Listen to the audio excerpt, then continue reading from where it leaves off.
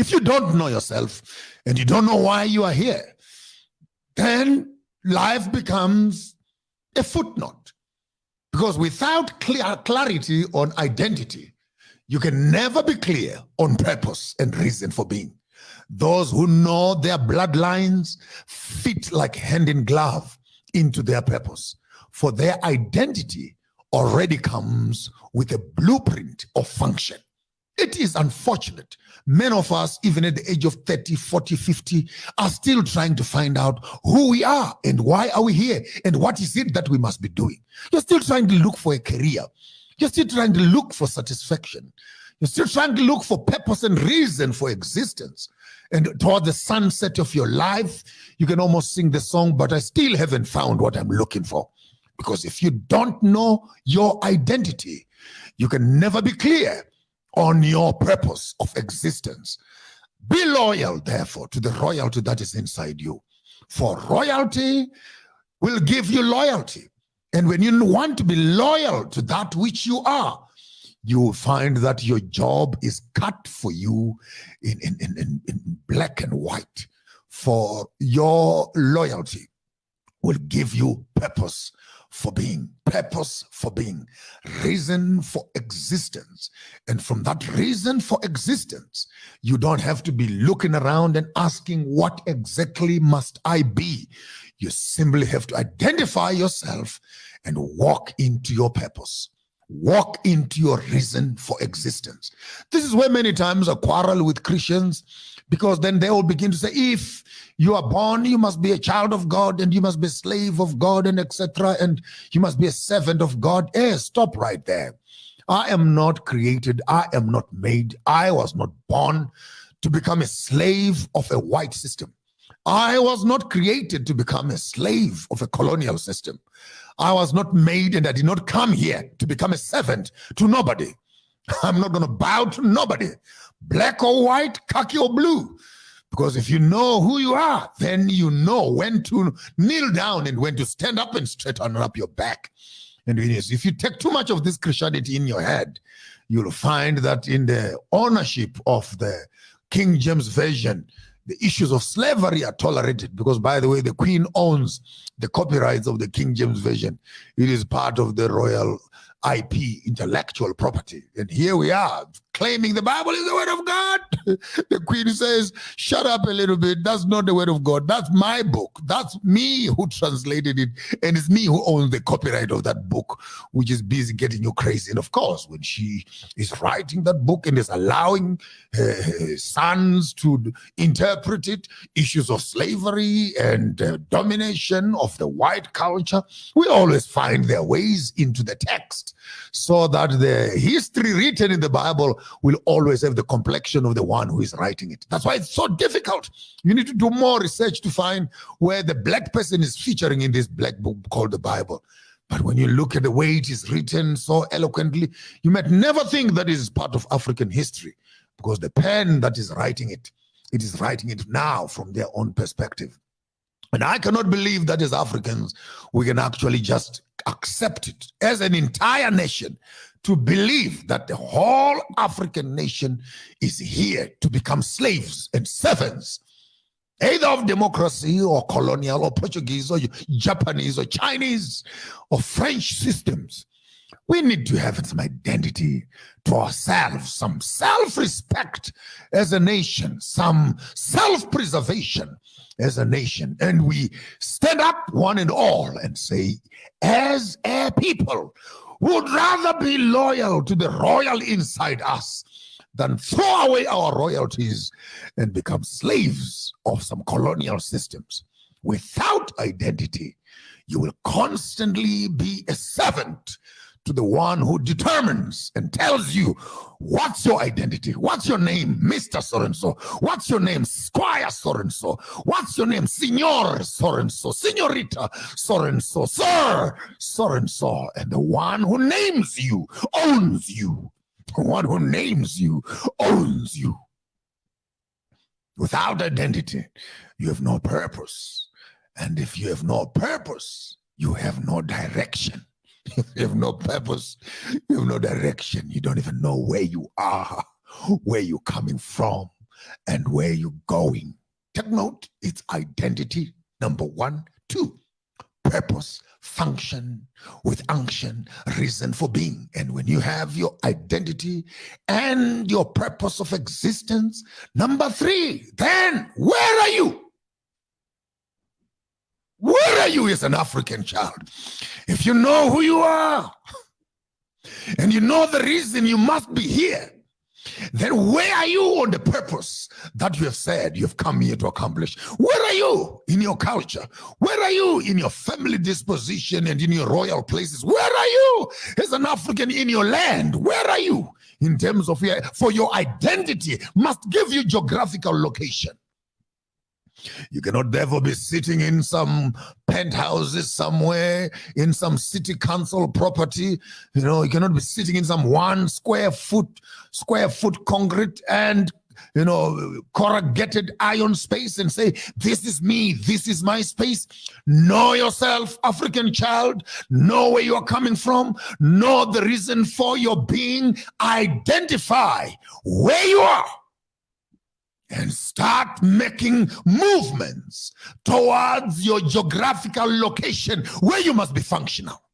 I know you're professional. Lockdown is some office, CEO, CFO, my foot. Find your reason for existence, and you will find that life becomes more satisfying. You need to identify your geographical location from your identity and your purpose for existence.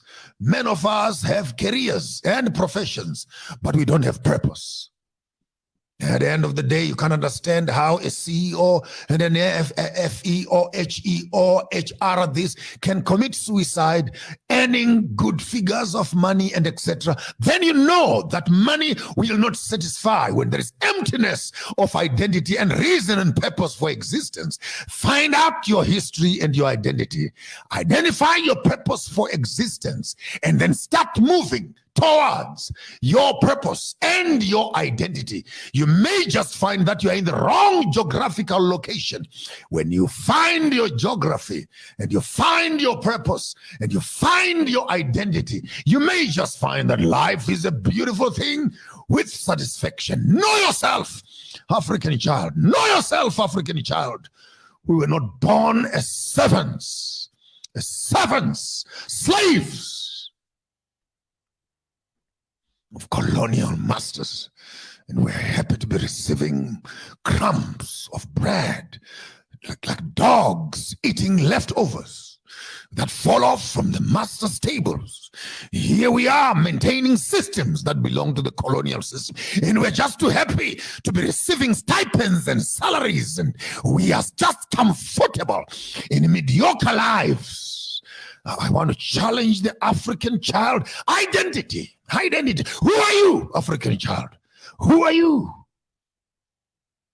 Why are you here?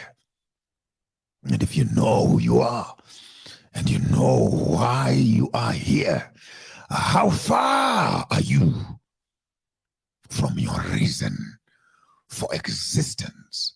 Reason for purpose. You have black people trying to look like Arabs. You have black people trying to look like whites. You have black people trying to look like. If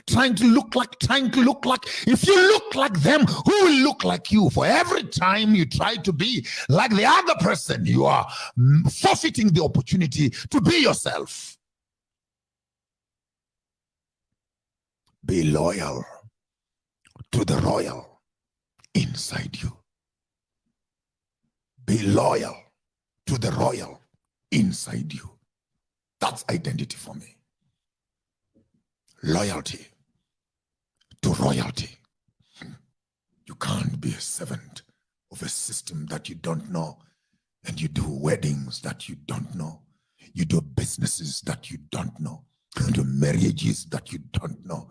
You do religions that you don't know. You do fashions that you don't know. Entertainment that you don't understand. And you're just comfortable to become a footnote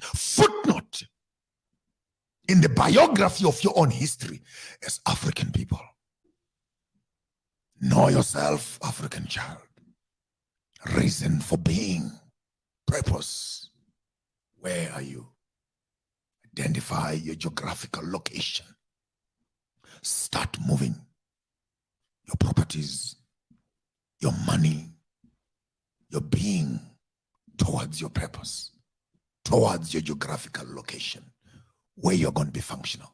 There's no glory in being buried in a beautiful cemetery in the city center of Harare, city center of Johannesburg, city center of Nairobi, because you can never be buried back in your village. It will be embarrassing.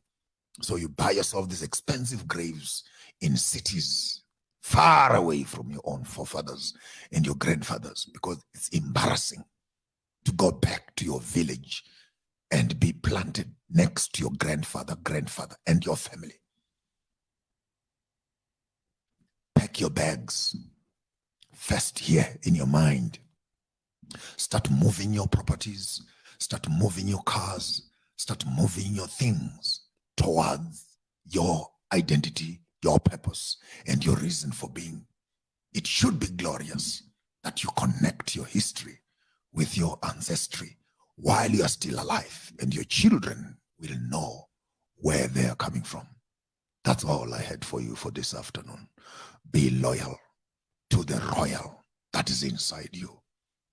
You can't be loyal to brands. Hey, I'm a Gucci man. Hey, I am Hermes man. Hey, me, I am a Adidas man. Hey, me, I'm a Manchester United. I am Arsenal. Me, I'm Christian. Me, I'm Muslim. Me, I'm this. When are you gonna say I'm African? When are you going to be proud of yourself, African child? Hair pieces of borrowed Indian hair, powders on your faces, trying to look colonial and white. In the name of what? In the name of what?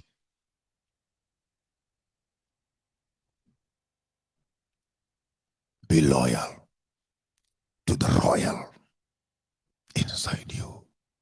Know yourself, African child. Find your purpose.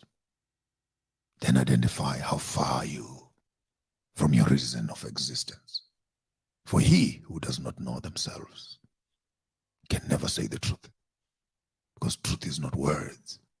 Truth is purpose and person. Yours truly, Maponga J. Chigaramboko. Garamashamba Huda, Chirera na wanawewanji. Makumbe mwana musende weshano wanachigarama ukimatanda nora tiswana matanga kugara suke sitedzazo nokwigwa nawana manga varipedwa ntambana zo mtambori paruware chiramba kusesera mpwana ngokuba vachirwe mhangura navapfuri vayo. Until we see you again, stay away from trouble. Don't do what I wouldn't do. If you decide to do it better.